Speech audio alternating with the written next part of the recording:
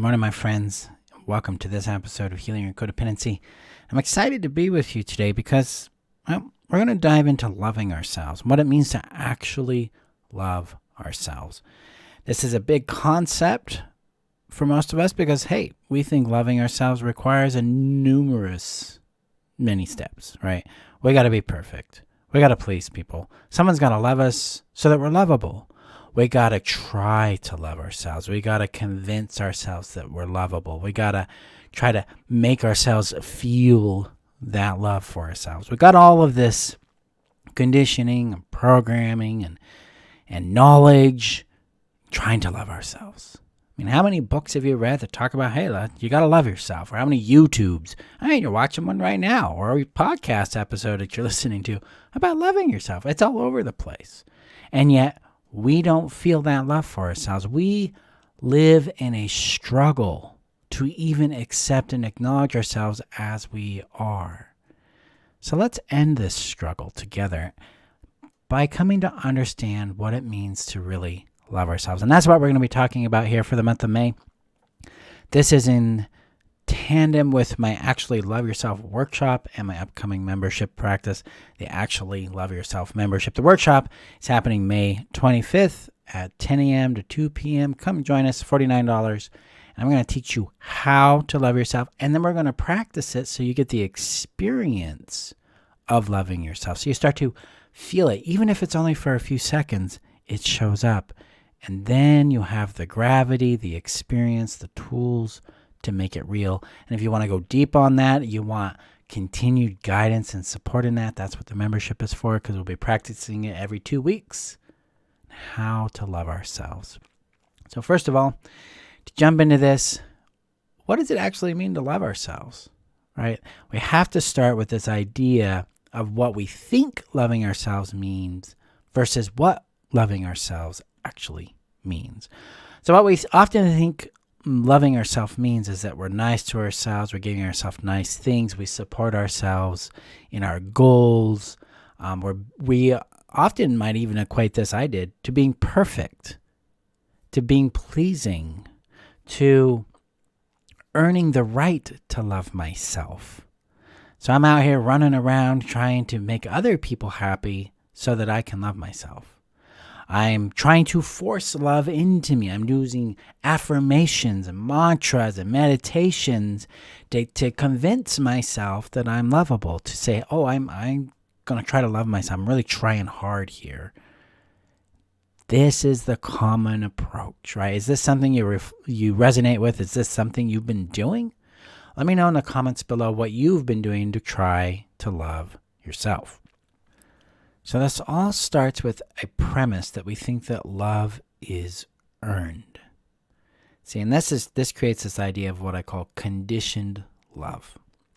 We're loved when we meet a certain standard, when we accomplish a certain outcome, when we behave in a certain way that someone else approves of, then they give us this little gift we call love. This is earned love. This is transactional love. This is fake love. But because we grow up in narcissistic systems, we grow up in transactional family units where things are earned. Worthiness is earned, lovability is earned, permission is earned. Well, no wonder we think that we've got to earn this. And so everything's configured around this terrifying concept that, hey, my lovability is dependent on what I do, and more so dependent on the response other people have to what I do. I'm only lovable if they got a smile on their face. I'm only lovable if I'm showing up in a pleasing way. I'm only lovable if they're satisfied with me. All of this is performative. All of this is hollow and empty. And all of this is designed to keep you chasing love. So when you grow up in narcissistic systems and cultures, the carrot is always in front of us. We're always being compelled to chase that because, once I get the carrot, I'll be whole. And who's controlling the carrot? Yeah, other people. Or we're conditioned to believe that other people have that power, that authority to determine our worth, our lovability, our deservingness of something. All of this is designed to help keep us controlled rather than aligned and empowered with who we truly be. So it all starts with this idea of conditioned love. Now, if we have conditioned love, love that is earned, what happens is now we have rules. Rules that say I'm lovable when and I am not lovable when. So I'm lovable when I do this, I'm not lovable when I do that. And these rules then create what's called significance. Things become very vital and important to our lovability, our survivability, our belonging, our self-worth, because of the rules, right? The rule says, hey, you got to please me. So pleasing others becomes vital, which means acceptance, approval, or rejection or disappointment become very significant to us. And this is cutting us off further and further and further from ourselves. Now we are chasing this carrot. We're chasing multiple carrots. We are exhausting and burning ourselves out, trying to be enough. Because we've been given a standard that is fundamentally false. So that equation is, if love is earned, that creates conditioned love, which creates rules, which creates significance. And if something is significant or vital to our well-being, boy, are we going to run after that. We're going to do what we need to do. We're going to be pleasing. We're going to try to be perfect. We're going to accommodate toxic behavior. We're going to try to fix and enable people. We're going to be codependent because we think that their perspective, their reaction determines our lovability. It's significant that way. When we understand this equation that's going on in the background, we understand how to set ourselves free. This opens us up now to the true equation of what real love actually is. And when we understand this equation, we understand the journey we need to make to come to experience real love towards ourselves. So what is real love? In my work and in my experience, real love is the warm reception of all that we are. That's it. It's not earned. It's not proven. It's simply demonstrated through warmth. I see you. I am grateful you are here. I love you anyway. I am with you in this. Thank you for existing. Real love is oriented to the person.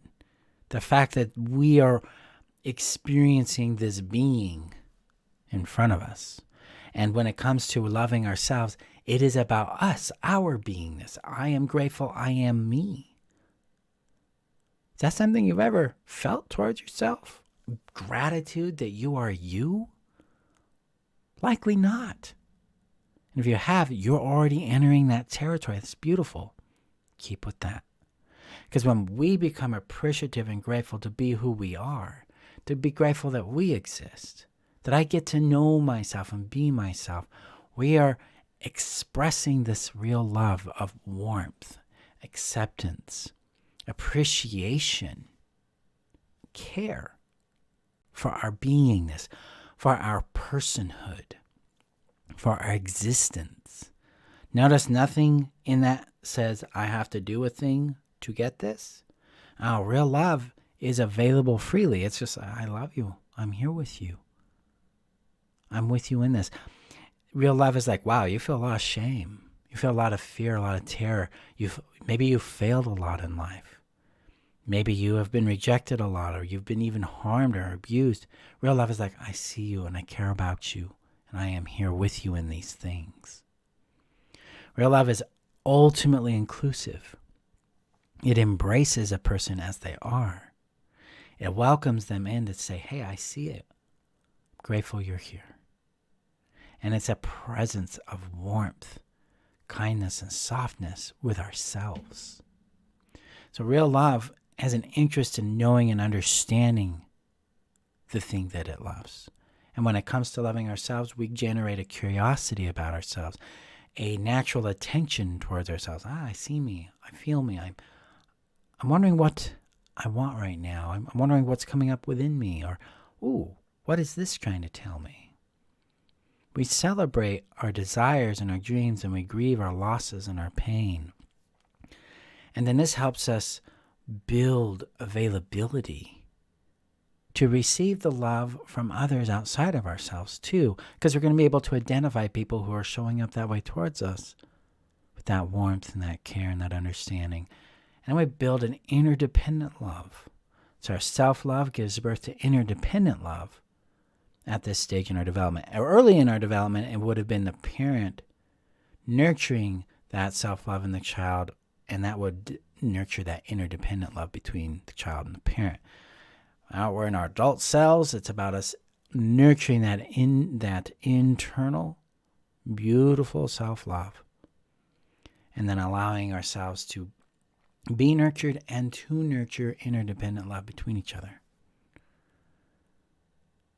To get here, we have to understand how to work with significance, how do we have to work with rules, how to address the conditioned love that we've experienced, and how we release this identification with earned love. So we're going to talk about this throughout the series, as well as we're going to go deep in it and then do the practices that set us free in the Actually Love Yourself workshop happening on May 25th, 10 a.m. to 2 p.m., $49. The link is in the description below or on my front page at healyourcodependency.com. Come and join us. So my friends, take a moment to assess where you're at. How am I loving myself? What do I think loving myself requires? What do I believe is preventing me from loving myself? What rules am I following about being lovable? What significance am I giving to things that make me lovable and unlovable in my eyes? Explore these questions. Let's see what you discover as you wrestle with this. Because real love, while simple, is a courageous journey, because it requires us to step outside the comfort zone of earning love and move into the discomfort zone of receiving, being, and contributing love. Very different model, very different world. And that's what I'm here to help you experience and then master in your daily life. So explore those questions. Let me know what you find out in the comments below. My friends, go very gently with yourself. You are inherently lovable in my eyes. I am inherently lovable in mine. When we lean into this and we share this together, we win. So take time with these questions. Let's explore what you find. Come join me in the workshop. Let's make this real for you, because the key here is when you actually get to experience that love that's already in you. And now you know you can feel it, and now the practice is amplifying. So go gently, and I'll see you guys in the next episode. Bye-bye. So thank you for watching this episode. Now, if you're looking for more tools, guidance, support in your healing and in your freedom, you can join my work by going to join.freetheself.com.